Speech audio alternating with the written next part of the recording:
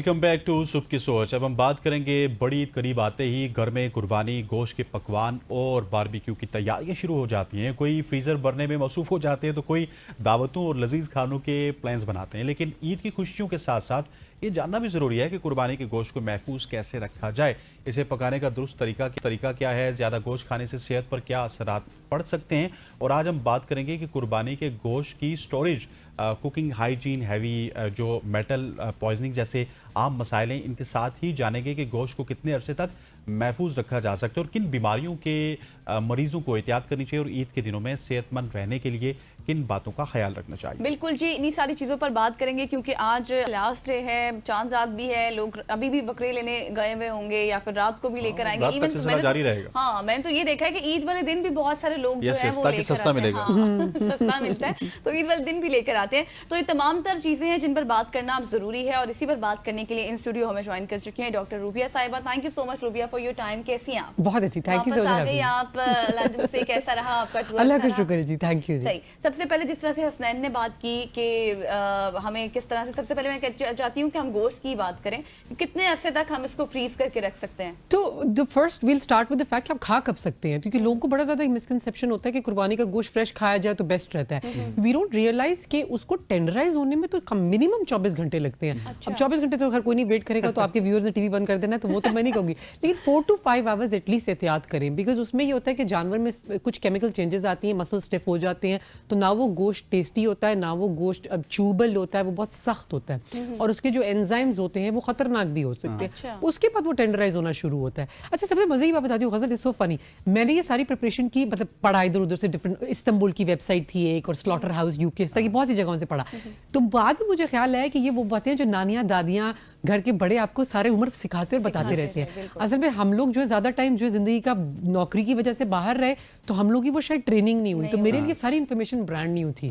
लेकिन आपके व्यूअर्स में अगर कोई मेरे जैसे लोग हैं जो अपने घर वालों से दूर हैं या जो किसी और शहरों में नौकरियां कर रहे हैं, तो उन के लिए भी शायद इन्फॉर्मेशन न्यू हो। तो I was surprise to know कि आप कुर्बानी का गोश्त as compare to the misconception immediately consume करें। कलेजी फॉर एग्जांपल, वो तुम इमीडिएटली खाते हैं। ओहो, उसमें तो 2 मिनट नहीं लगाते हैं। So basically ideally you should really wait, but ये कि if you can't then that's just how life is sometimes. Storage के बारे में ये कि सबसे पहले तो ये कि घर के जो लोग हैं वो ये चेक कर लें कि आपके फ्रीजर और डीप फ्रीजर सही चल रहे हैं, उसकी सफाई सुथराई के अलावा उनका टेम्परेचर चेक कर लें।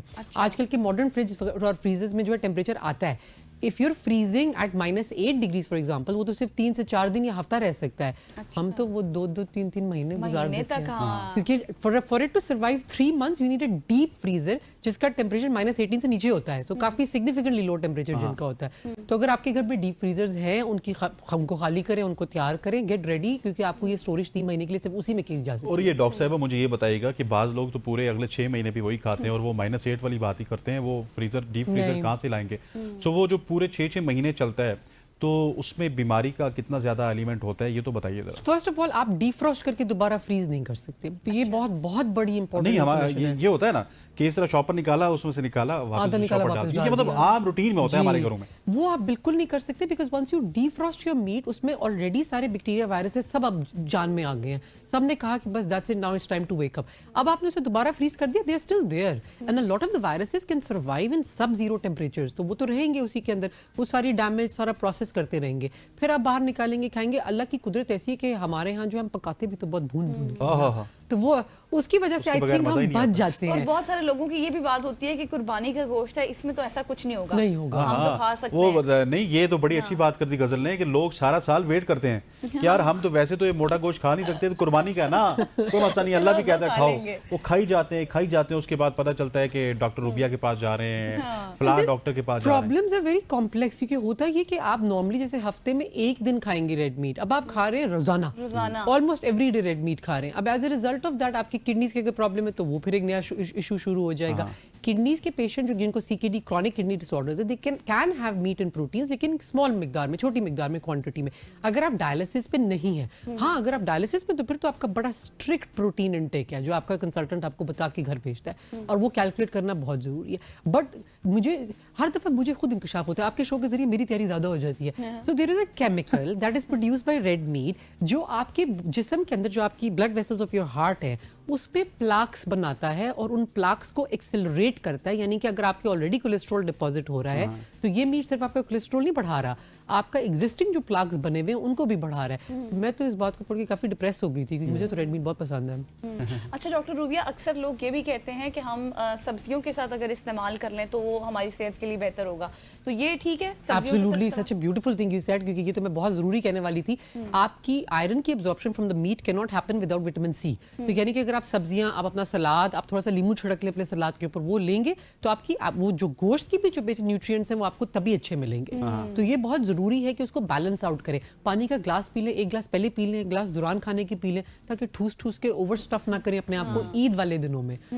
और ये जो गोश्त ईद के दिनों में लोग कंज्यूम करते हैं उसमें सबसे ज्यादा जो आपके पास पेशेंट्स आते हैं वो कौन से होते हैं? So Usman, so my husband is a gastroenterologist, उनकी तो चांदी होती है इस हाँ, पूरे हाँ, सीजन में। दोनों ईदों वालों का के तो लिए। भाई हाँ जी, कमाल। जी बिल्कुल, गैस्ट्रो वालों का तो दोनों ईदों पे जो है वो रोजी रोटी लगी होती है, तो आप उसकी रोजी रोटी जरूर लगाएं लेकिन अपनी सेहत की उस पे ना लगाएं। तो चीता मसाला चीता एक तो गोश्त फंसता है सबसे ज्यादा, तो बोलस जो है वो फंसता है when people have big chunks of food and don't chew it properly. जल्दबाजी में खाना, रेस में खाना खत्म ना हो जाए, भाई ना ज्यादा खा ले, तो उसमें ही होता है कि वो खाना फंस जाए। तो बोलस जो है सिर्फ एंडोस्कोपी और इस तरह के प्रोसीजर्स के जरिए निकलता है। तो वो एक बहुत बड़ी इमरजेंसी होती है जो कॉमनली आती है, हड्डी फंस जाना, फूड का गोश्त का नवाला फंस जाना, ये। और इसमें ये कि आपका डॉक्टर भी ख्वार होता है क्योंकि वो अपने घर को छोड़ के, अपनी ईद को छोड़ के आके आपको ठीक करेगा। फिर देन मैदे के प्रॉब्लम्स वाले अक्सर गैस्ट्रिक इश्यूज तो ट्रिगर इसलिए होते हैं because you are over eating. I don't even think is the quality of the food, is the quantity of the food. पहले आपने गोश्त रच के खाया, फिर आपने डिजर्ट भी खाया, फिर आपने कहा डॉक्टर रूबिया ने कहा था सलाद खाना, फिर आपने सलाद भी खा लिया, फिर आपने उसको ठीक करने के लिए पेप्सी का भी पीना है, ड्रिंक्स तो साथ हजम नहीं होगी। हजम नहीं होगी। सही। अच्छा डॉक्टर रूबिया, अभी हम बहुत सारी चीज़ें ये भी देख रहे हैं, गर्मी की वजह से टेम्परेचर भी हाई है और बहुत सारे जानवरों में बीमारियां भी हैं जिसका आम लोगों को अंदाज़ा नहीं है।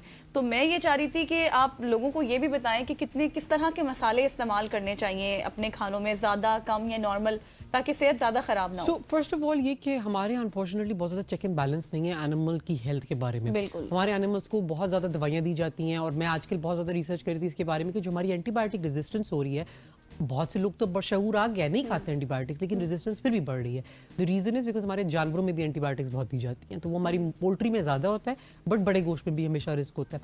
सो द पॉइंट इज के वी आर अ गरीब nation, so we have a few things जो हमें हमारे फेवर में नहीं जा रही हैं। आप अपना गोश्त अच्छी तरह पकाएं, 75 डिग्रीज या ज़्यादा टेम्परेचर पे पकाएं, वो हमारा भूनना उसको कवर कर देता है। मसालों का कम रखें बिकॉज आपके स्पाइसेस आपकी इल हेल्थ को ट्रिगर करते हैं। आपके स्पाइसेस आपको डायरिया, गैस्ट्रोएंटराइटिस के प्रॉब्लम्स देते हैं जो बहुत common, both summer and Eid दोनों की कॉमन वो है चीज है, वो ट्रिगर करते हैं। आपका अल्सर मैदे का ट्रिगर कर सकते हैं, आपकी हार्ट बर्न, रिफ्लक्स, सारे इश्यूज ट्रिगर कर सकते हैं। और जो सबसे ज़्यादा ज़रूरी चीज़ है वो ये कि क्वांटिटी कम कर लें, हाथ थोड़ा रोक के खाएं। वो जो आप जब एक कोई सोडा पी के वो बर्प करते हैं कि ताकि सुकून आए, दिखार आएगी तो सुकून आएगा, दैट इज बेसिकली आपकी बॉडी का एक मैकेनिज्म जो आपको बता रहा है कि आप बीमार हैं, क्योंकि वो रिफ्लेक्स, वो जो आपका नीचे का वाल्व है वो हल्का कर रहा है वो वाल्व। अब वो बेकार तो आ गई आपको, फिर साथ में खाना भी आएगा, फिर उसके साथ स्पाइसेस जो सारे खाए थे वो भी आएंगे, तो फिर काफी प्रॉब्लम होगा। और ये बताइएगा कि अब इसके सोल्यूशन तो हम सबके पास है ना, अगर लेट्स सपोज हम डॉक्टर के पास नहीं जाना चाहते तो हमें अपनी डाइट को खुद बैलेंस करना होगा, बिल्कुल उसी तरह से बैलेंस करना होगा जिस तरह ईद से पहले बैलेंस थी। ईद पे तो हम वो देखते ना, नाओ देखा नताओ देखा, रुपया ज्यादा ना खा जाए, गजल ज्यादा ना खा जाए, इधर भी खाया, अहमद भाई की तरफ गए चले वहां पे खा लिया, हमाद साहब की तरफ गए वहां पे भी खा लिया, ऊपर किसी और साथ की तरफ गए वहां पे अलग से खा लिया, और रात को बिल्कुल हम जो है ना डैम्पर की तरह बने होते हैं। सो ये कहीं ना कहीं बैलेंस हमें खुद भी करना होगा। And you have to remember, हमारे जो ऑर्गन्स हैं जो जानवरों के, जो आपका जो लिवर है और आपके लंग्स हैं, उसमें सबसे ज्यादा आपके पोल्यूटेंट्स पाए जा रहे हैं। सो आपके लंग्स की वेस्कुलरिटी बहुत ज्यादा है, उसका मतलब ये कि सारी ऑक्सीजनेशन वहां से हो रही है, तो सारी ब्लड सप्लाई लंग्स को जाती है जानवर की। खत्म हो जाता है इंशाल्लाह से आपसे फिर मुलाकात होगी, तब तक के लिए मुझे गजल अशरफ को और हमारी पूरी प्रोडक्शन टीम को इजाजत दीजिए। अल्लाह हाफ़िज़। अल्लाह हाफ़िज़।